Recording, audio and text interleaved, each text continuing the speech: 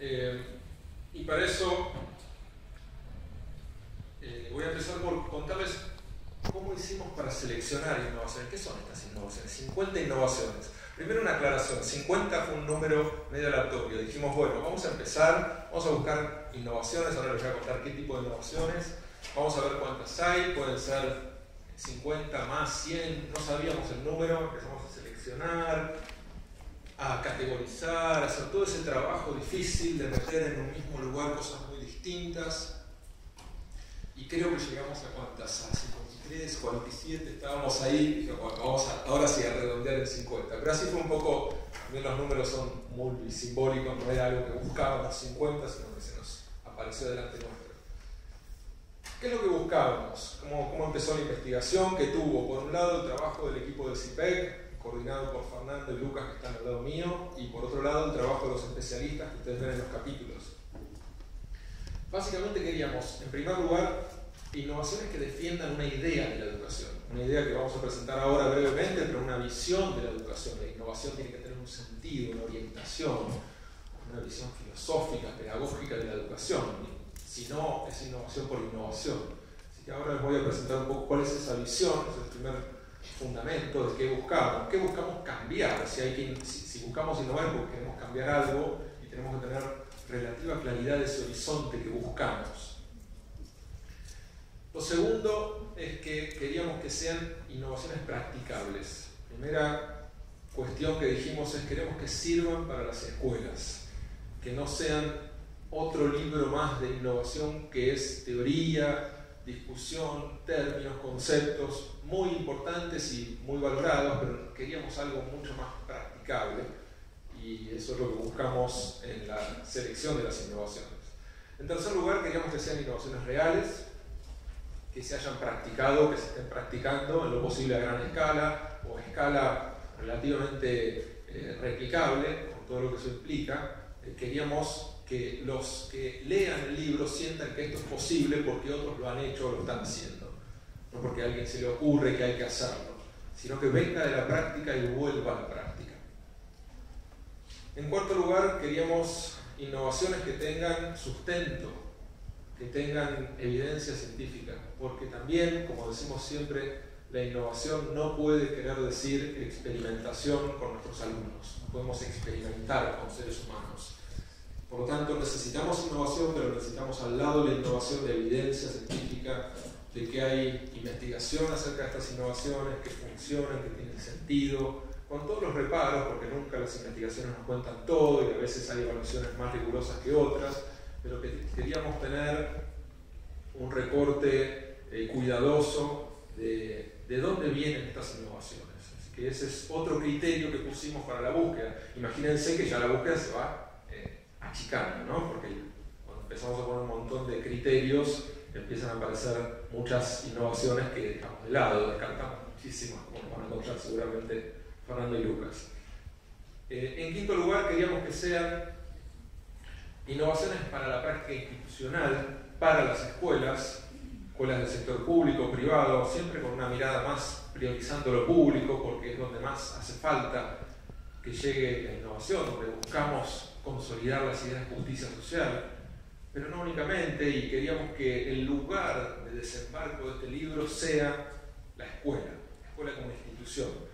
No tanto innovaciones en la práctica pedagógica, en las didácticas, algunas de ellas tienen un correlato claramente en las didácticas, pero mucho más involucrados en una decisión institucional. Poco pensábamos cuando empezamos a organizar y a seleccionar entre tantas posibles innovaciones, que queríamos que este libro sea para directores de escuela, no únicamente, claro, ¿no? Pero que un director, una directora de escuela pueda agarrar este libro, primero que cuando empiece no quiera dejarlo, lo cual es un desafío, en la selección y en la redacción de las innovaciones, y además que cuando empieza a explorar, empieza a sentir, no, estas cosas algunas se pueden hacer, que empieza a abrir horizontes, posibilidades, que se sientan invitados, directores y docentes que leen el libro. Y si alguna de esas 50 se la pueden llevar y practicar, bueno, ya nos sentimos realizados. Entonces ese era un poco el nivel institucional que buscamos.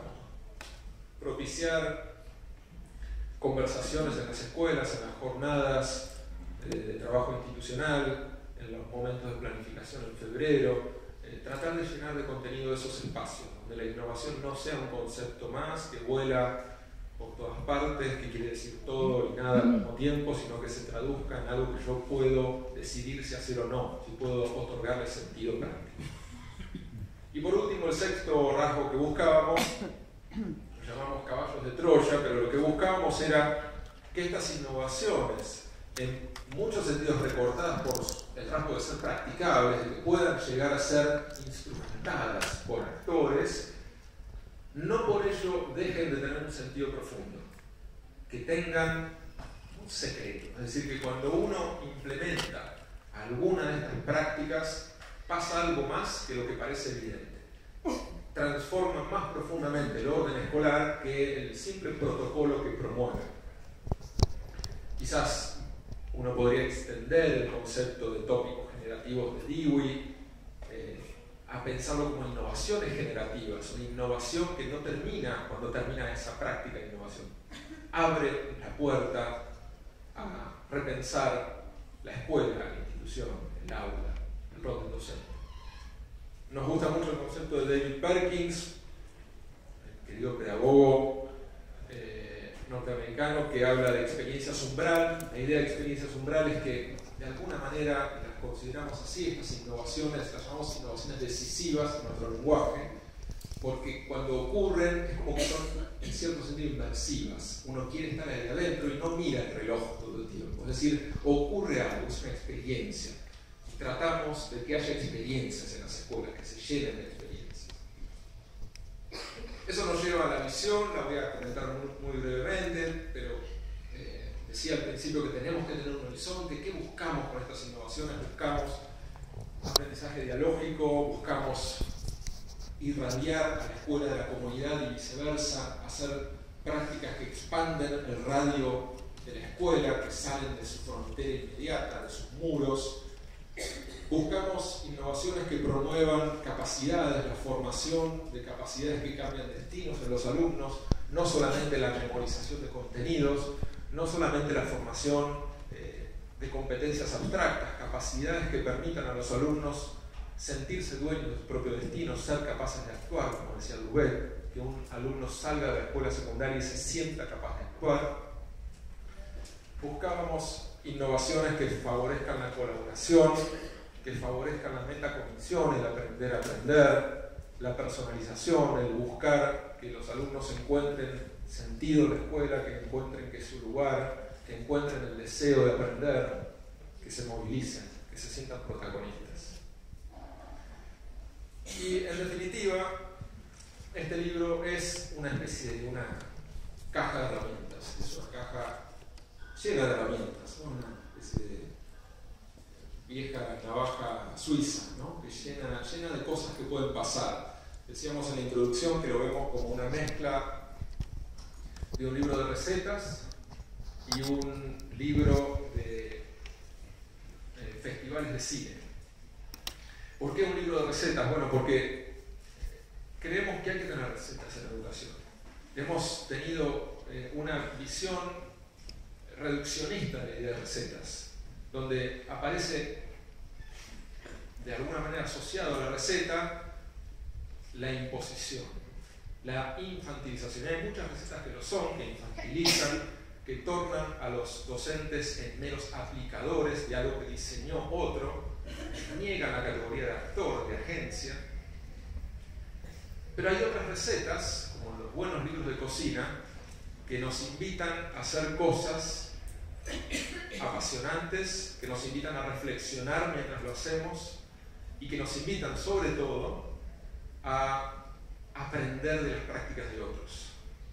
Y nos invitan a hacer de la docencia un oficio colaborativo, donde yo no invento todo.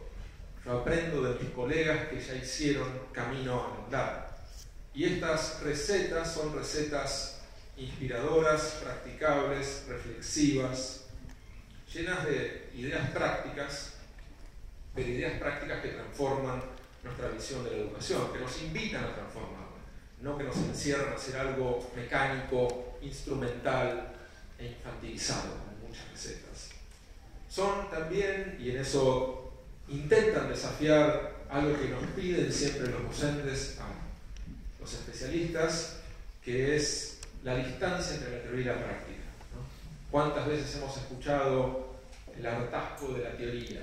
Bueno, muchas veces decimos, bueno, la teoría la necesitamos, con la teoría hacemos práctica, no están disociadas.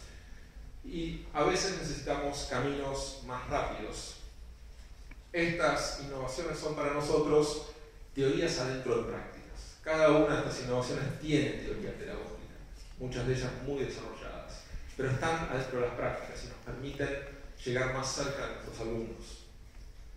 Y también son, en cierto sentido, estas herramientas, la caja de herramientas, son una búsqueda de llenar de sentido a la innovación, de no dejar ese concepto dando vueltas por el aire en un tiempo donde casi se ha convertido en un fetiche, de convertirlo en algo practicable. Así que ese es un poco el espíritu que buscamos.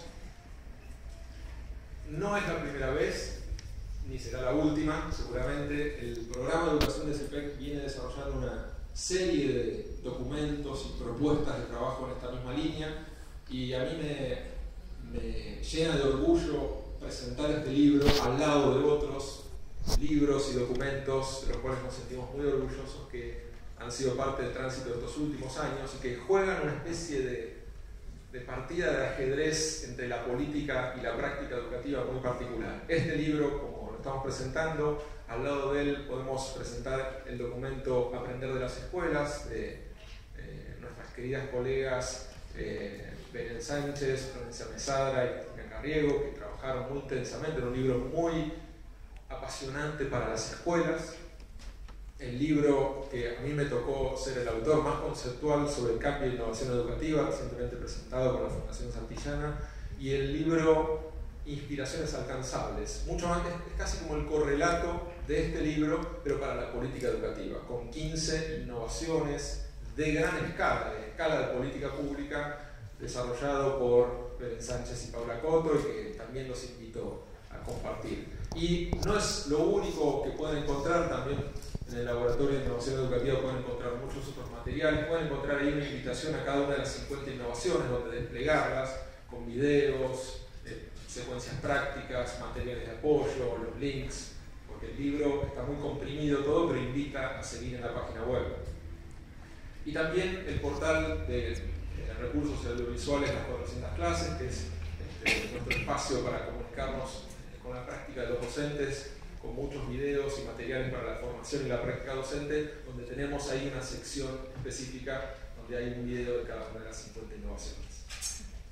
Y por último, antes de pasar la palabra a Fernando y a Lucas, que nos cuenten algunos de los casos, que nos inviten a hacer un pequeño viaje hacia las innovaciones de este libro, una especie de anticipo. Bueno, decía yo, festival de cine, ¿no? Cuando uno agarra el folleto o el libro, a mí me encantaba en el Festival de Cine Independiente de acá de Buenos Aires, comprar el libro. ¿Y qué había ahí? Había invitaciones. Uno ve una página con un párrafo, 2 párrafos sobre una película.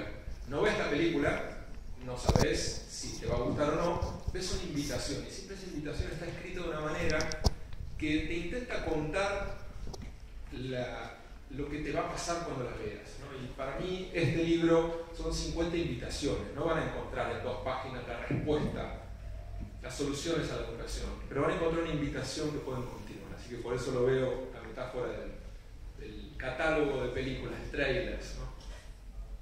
Y para terminar mi parte, quería retomar la invitación que les hicimos, que agradecemos que hayan participado, aunque era obligatorio para inscribirse, pero ustedes podían poner nada y decidieron llenar de contenido. Ustedes tuvieron la propuesta de llenar 2 campos, uno que va a contar después Alejandra cuando presente a los autores del libro en la conversación, que era una pregunta para ellos y ellas, y otro que era una lectura recomendada. ¿Por qué? Se imaginarán por qué. Estamos en un lugar muy especial, estamos en un lugar de libros y en un día muy especial que es el Día del Maestro y de la Maestra. Y entonces les vamos a contar solamente cuáles fueron los libros más elegidos por ustedes mismos, para ver si salen de acá con ganas de comprárselo a algún docente amigo de su día. estos fueron los 4 más elegidos. Cartas a quien pretende enseñar, querido Pablo Freire. El Principito, ¿no? Eligieron un libro de literatura, nos dice mucho. El Maestro Ignorante de Rancière, un libro que nos ha provocado mucho a repensar la enseñanza. Y El Oficio de Enseñar, de nuestra querida maestra Edith Litwin, que falleció hace algunos años y nos ha dejado un gran legado. En ese gran legado, algunas personas presentes en el libro, así que nos enorgullece mucho esa continuidad. Así que estos fueron los libros elegidos, estos fueron los autores. Freire parece ser tremendamente abrumador la presencia de Pablo Freire y verán otros ahí. Así que es una especie de. Viene de ustedes, esta es una especie de recolección de sus deseos, de sus lecturas, de sus búsquedas educativas y vuelve hacia ustedes y hacia otros en esta hermosa biblioteca. Así que muchas gracias.